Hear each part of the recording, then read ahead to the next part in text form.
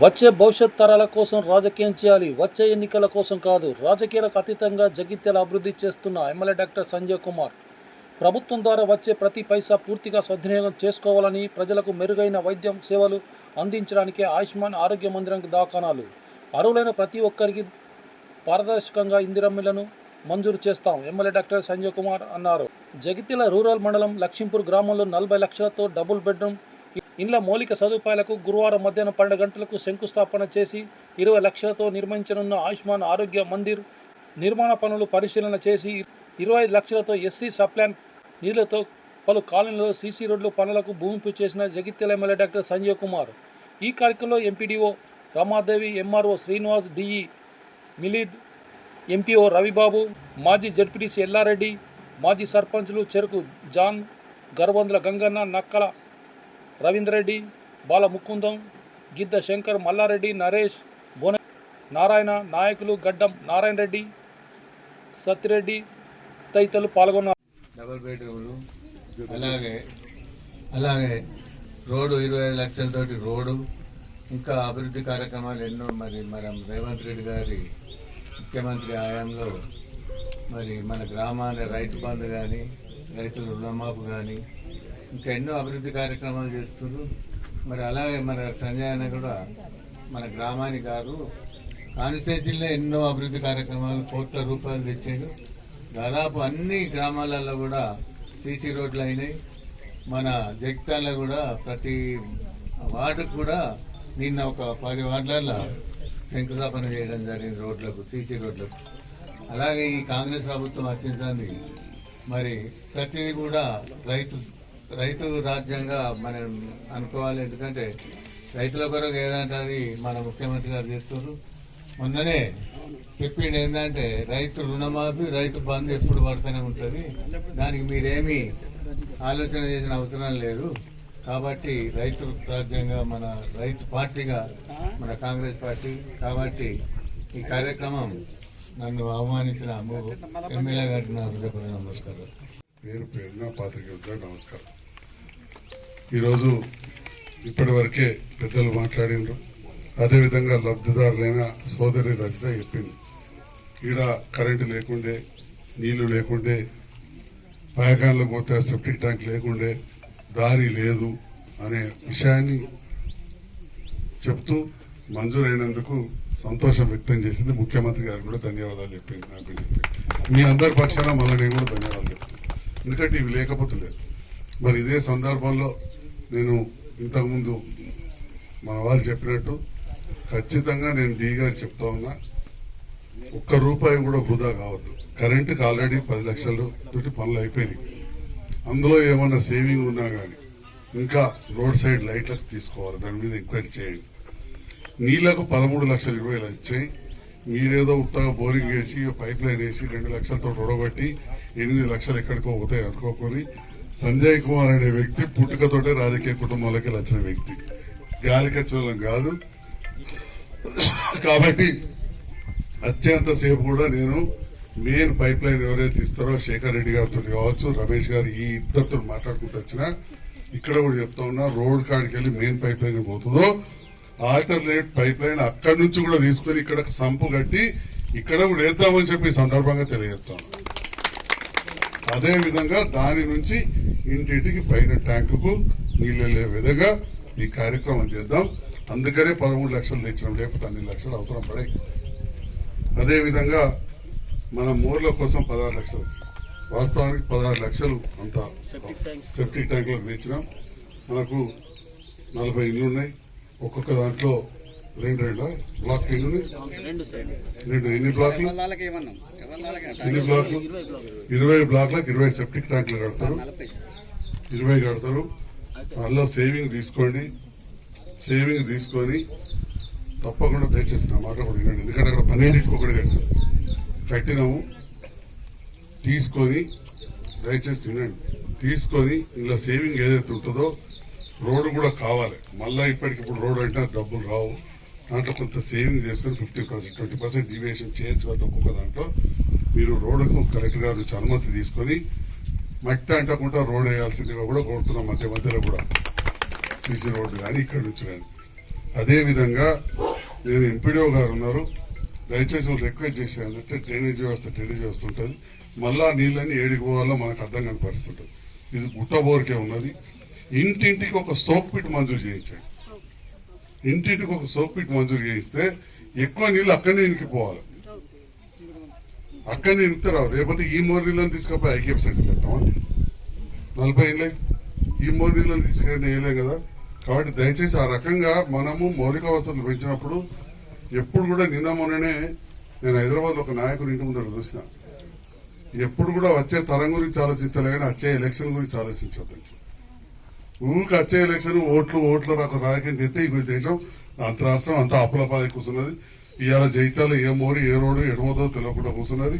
ముప్పారపు చెరువు మొత్తం గంగలా కలిసింది, మోతి చెరువు అధ్వానం అవుతుంది, చింతకుంట చెరువు మురుక్కుపోయింది. కాబట్టి మనం ఇవన్నీ కూడా ప్రభుత్వం చెప్పినే, సంజయ్ కుమార్ సతా చెప్పినవి కాదు, కొంత ఆచరించాలి. సో ఖచ్చితంగా ఇక్కడ ఇంకుడు గుంతలు అనేటి మీరు తప్పకుండా మంజూరు ఇవ్వాల్సిందే. కొడుతున్నారు, ఇచ్చే అవకాశం ఉందా అమ్మా?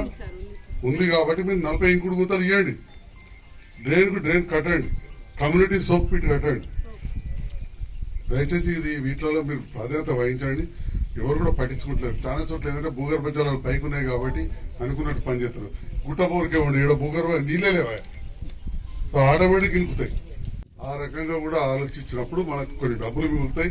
ఆ డబ్బులను మనం ఉపయోగించుకున్నాం. అంతేగాని ఉన్న పార్క్ కూడా మిగుదామంటే ఎట్లా కలుగుతుంది? ఇదంతా కూడా ఉంది కదా, వచ్చింది పోయింది. దాన్ని గ్రామ పెద్దలు మీరు ఆలోచన చేసి ఆ రకంగా చేసి మంచిగా సిమెంట్ చేస్తే రేపటి రైతులకు కూడా మనకి వస్తుంది. ఎకదక్క వరకు కూడా వస్తుందందుకు అన్నిటికీ మనకి వస్తుంది. ఐకేఎం సెంటర్ లో మనం ఏం చేస్తున్నాం, దాని మీకు లీబడి కూడా మీకే వీళ్ళు అన్నిటికీ చేస్తే తప్పకుండా. నేను అనేది మీకు లాభం ఏం చెప్తాను, నీకు అర్థం కాదు. వీళ్ళు ఏం కట్టుడు కాదు. నేను ఒక టైంకి నీకు మళ్ళీ చెప్తాను. నువ్వు అంటే చెప్తే గట్లే చెప్తా. కానీ ఈరోజు ఈ నిధులు నిరుపయోగం కాకుండా గ్రామస్తులకు ఐకేపీ సెంటర్ కూడా ఉపయోగపడే విధంగా చేయాల్సిందిగా కోరుతా ఉన్నాం. మరి అదేవిధంగా ఈజీఎస్ లో ఈ సంవత్సరం దాదాపు 40 లక్షల రోడ్లు వేసారు. నేను ప్రభుత్వంతో మారినాకనే 26 లక్షల రోడ్లు వేసాం. ఇప్పుడు మళ్ళీ ఎస్సీ కాలనీలో 25,30,000 ఎస్సీ సబ్ ప్లాన్ లో గర్వంతుల వాళ్ళ ఇంటి దగ్గర ఒకటి ఉన్నది. ఇంకేదో 3 రోడ్లు ఉన్నాయి, అవి కూడా చేసుకున్నాం. 7 రోడ్లు 25,30,000 ఆ రోడ్లు కూడా చేసుకున్నాం.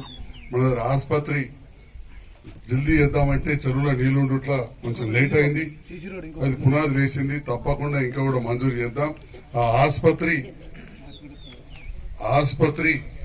అతి త్వరలోనే పూర్తయ్యేలాగా చూద్దామని తెలియజేస్తూ, గతంలో అప్పుడున్న మంత్రి గారితో నాకున్న సాన్నిధ్యంతో ప్రధానమంత్రి గ్రామీణ సడక్ యోజనలో 40% రాష్ట్రవి, 60% కేంద్ర ప్రభుత్వ నిధులతోటి మీరందరూ కూడా చూసారు. మెయిన్ రోడ్డుకి వెళ్ళి ఇవాళ లక్ష్మీపూర్, గుట్రాజపల్లె, కల్లెడ మీదకెళ్ళి మనం ధర్మపూర్ రోడ్డు కలపడం వల్ల మనకి ఎంతో ఉపయోగమైంది. గ్రామస్తులు కూడా పెద్ద మనసుతోటి, నిజంగా చెప్పాలంటే పెద్ద మనసుతోటి మీరు మీ ఇండ్లు జరుపుకొని మరీ ఆడ రోడ్ ఇచ్చారు. అందుకే ఇవాళ ఎంతో గొప్ప అయింది. అదే కల్లడలు నేను అడిగించలేదు, ఇవాళ నేనేం అంటలేను. కానీ ఇచ్చినందుకు మిమ్మల్ని అయితే నేను అభినందనలు తెలియజేస్తా ఉన్నా. మా జాన్భాయ్ డ్రైన్ కట్టాడు, రేవంత్ రెడ్డి గారు కొద్దిగా ఆ ఫండ్స్ రిలీజ్ చేసి ఈ ప్రభుత్వం వచ్చినాక పాత ఫండ్స్ పెట్టాం. ఇంకా కొన్ని వచ్చేటివి ఉన్నాయి, ఆ విషయం కూడా చెప్తా ఉన్నా. సో తప్పకుండా చేద్దాం. ఇవన్నీ అయి గుట్రాజపల్లి బ్రిడ్జ్ అయిపోతే మనకు బ్రహ్మాండంగా అయిపోతే దాదాపు దగ్గరకు వచ్చేసింది గుట్రాజపల్లి బ్రిడ్జ్ కల్లెడకు. అట్లనే అదే సందర్భంలో ఇంతకుముందే మా నారాయణ రెడ్డి అని అంటున్నాడు, మరి తక్కలపల్లి అనంతరం ఏమైందని చెప్పి అది కూడా చేయించాలని చెప్పి కూడా ఈ సందర్భంగా మీ అందరినీ కోరుతూ దానికి టెండర్ 1,30,00,000 కూడా అయినాయి. కానీ ఇక కాంట్రాక్టర్లను కొద్దిగా చూసుకుంటూ పనిచేయాలి. ఎందుకంటే రోజు వింటున్నాం పైసలు రావడం అనేది కొంచెం కష్టం అవుతుంది. గతంలో మంచం ఉన్నదానికంటే కాలు ఎక్కువ చాపినాం, మంచం ఎంతుంటే కాళ్ళతో చాపాలంటారు.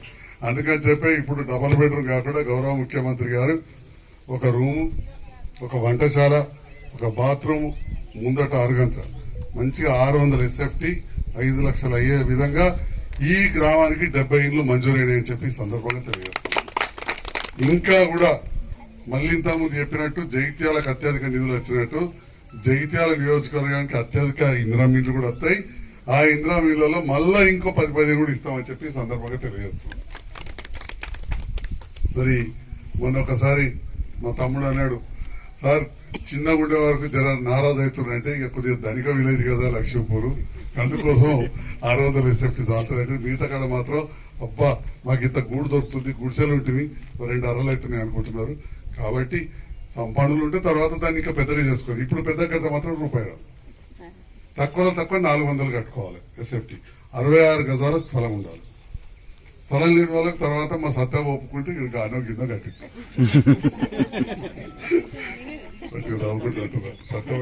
సత్యం కోసం అయింది ఊరులో ఆ బిల్కుదా ఆ బిల్కులో కడదాం. కాబట్టి ముందు అందరికి కూడా ఇండ్లు వచ్చే కార్యక్రమం ఉంటుంది. ఒక డబుల్ బెడ్రూమ్ వాళ్ళని చూసి లేని వాళ్ళు ఎవరు కూడా బాధపడద్దు. డబుల్ బెడ్రూమ్ ఇచ్చే కార్యక్రమంలో నేను ఒక్క పై సంబంధం కూడా అలా ఇన్వాల్వ్ కాదు. ఎంతో మంది వచ్చారు నా దగ్గరికి. తహసీల్దార్ గారిని వచ్చి ఇక్కడనే ఎంక్వైరీ చేయించి ఎంపీడీఓ గారు గ్రామ సభ పెట్టి సమక్షంలో చేసాం. కొందరు ఇంకా పేదవాళ్ళు ఉండుంటారు ఖచ్చితంగా, వాళ్ళకు కూడా ఇప్పుడు ఇందిరా మిల్లులో తప్పకుండా చేద్దాం. జగిత్యాలలో రాష్ట్రంలో అత్యధిక ఇండ్లు 2008లో కూడా మంజూరు అయ్యాడు. కానీ అనుకున్న ఫలితాలు మంజూరు చేసిన నాయకుడికి రాలే, ఎందుకంటే కింది వాళ్ళు ఏం చేశారో తెలియదు. కానీ అదే అత్యధిక డబుల్ బెడ్రూమ్ ఇండ్లు నేను మంజూరు చేయించుకొచ్చినాక అన్ని పంచితే అన్ని వార్డులలో నాకు రిజల్ట్ వచ్చింది, నాకు మెజార్టీ ఇచ్చారు. అంటే నేను పేదవాళ్ళ దాంట్లో రాజకీయం చేయను. రాజకీయాలు ఎప్పుడు కూడా ప్రతిసారి ఓట్ల కోసం చేయద్దు. ఇంతకుముందే నేను చెప్పేది కాదు. ఒక ముఖ్య నాయకుడు ఇంటి ముందట, ఎందుకంటే నాయకుడు పేరు చెప్తే బాగుండదు, ఇంటి ముందట ఫ్లెక్సీ పెట్టారు, work for next generation not for next election అని ఇంగ్లీష్ లో పెట్టారు హైదరాబాద్ లో. అంటే ముందు తరం కోసం రాజకీయ నాయకులు పనిచేయాలి కానీ వచ్చే ఎలక్షన్ కోసం పనిచేయొద్దని చెప్పి ఒక ముఖ్యమైన ఇప్పుడున్న సీనియర్ కాంగ్రెస్ నాయకులు ఇంటి ముందట వాళ్ళ అంచర్లో వారబెట్టారు అక్కడ ఫ్లెక్సీ. ఆ రకంగా పనిచేసే శక్తి ఇక్కడ ప్రజలు, నాయకులు, అధికారులు నాకు ఇవ్వాలని చెప్పి మా మీడియా మిత్రులు ఒక సీన్ వచ్చాడు.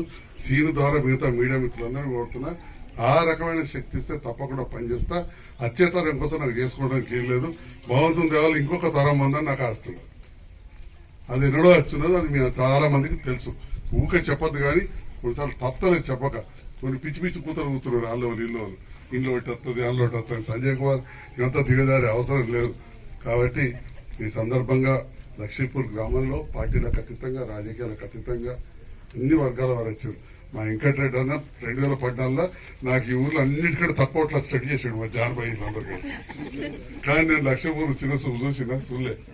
లక్ష్మీపూర్లో అన్ని గ్రామాల కట్టలు అది వేసి గంత పెద్ద రోడ్డు దయాకర్ రావు అనే మా చుట్టం ఉంటే మా ఎల్లన్న ఊర్లే పల్లెనిద్ర చేయించి ఆయన రోడ్డు మంజూరు చేయించుకొచ్చినాం.